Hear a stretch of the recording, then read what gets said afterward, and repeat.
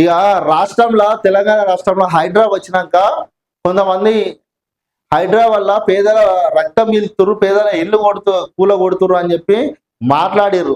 కానీ చాలా మటుకు పేదలు అయితే సంతోషంగానే జీవిస్తున్నారు.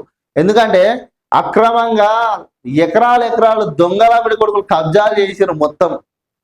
ఆ కబ్జాల నుంచి ప్రభుత్వం హైడ్రా తీసుకొచ్చిన తర్వాత హైడ్రా విముక్తి ఏంది, మళ్ళీ ప్రభుత్వానికి ఆ భూమి అప్పచెప్తుంది. నిన్న 1400 కోట్లకు సంబంధించిన భూమిని అయితే హైడ్రా రికవరీ చేసింది. అంటే ఇట్లా గతంలో ఎన్ని ఎకరాలు ఎంత భూములను ఇట్లా కబ్జాలు చేసిరంటే దీన్ని బట్టి చూస్తే అర్థమవుతుంది కదా. అయ్యో 1400 కోట్ల విలువైన భూములను కాపాడిన హైడ్రా. కొండాపూర్ 7 ఎకరాల చుట్టూ ఫినిషింగ్. హైదరాబాద్ కొండాపూర్లోని 7 ఎకరాల భూములను హైడ్రా కాపాడింది. వీటి విలువ 1400 కోట్ల వరకు ఉంటుందని అధికారులు అంచనా వేశారు. రంగారెడ్డి జిల్లా షేర్లింగంపల్లి మండలం కొండాపూర్లోని సర్వే నంబర్ 78 నుంచి 93 పరిధిలో రాజరాజేశ్వరి నగర్ కాలనీ పేరుతో 1993లో గ్రామ పంచాయతీ లేఅవుట్ వేశారు. 2059 ప్లాట్లు ఏర్పాటు చేయగా ఇందులో ప్రభుత్వ జూనియర్ కాలేజీ 5 ఎకరాలకు జూనియర్ కాలేజీకి 5 ఎకరాలు కేటాయించారు. అలాగే పాఠశాలకు దాదాపు ఎకరా స్థలం, పార్కుల కోసం ఎకరాకు పైగా కేటాయించారు. స్కూల్ స్థలంలో 1000 గజాల మేర అపార్ట్మెంట్ను నిర్మించేశారు. కమ్యూనిటీ హాల్ కోసము 2181 గజాలను కేటాయించారు. ఇలా కేటాయించిన భూములను అక్రమాలకు గురవుతున్నాయని వెంటనే కాపాడిన హైడ్రా ప్రజావాణి కాలనీ సంక్షేమ సంఘం కోరింది.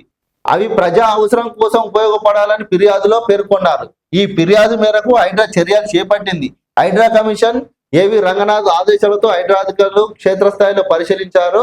లేఅవుట్ ప్రకారం పార్కు స్థలంలో ఇప్పటికే 1000 గజాల మేర అపార్ట్మెంటు రాగా కమ్యూనిటీ స్థలంలో ప్రైవేటు షాపులు షెడ్యూలు వేసినట్టు గుర్తించారు. ఆ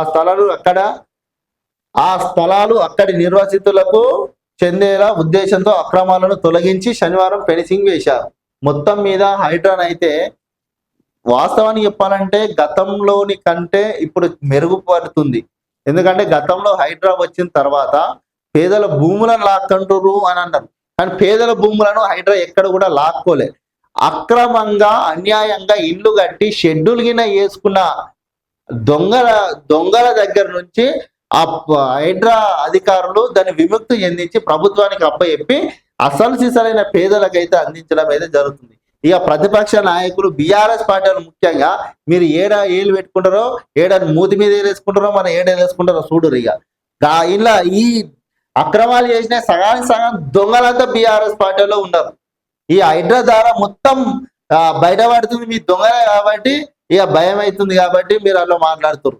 మొత్తం మీద హైడ్రా వల్లనైతే చాలా మటుకు మేలే జరుగుతుంది ప్రభుత్వానికి.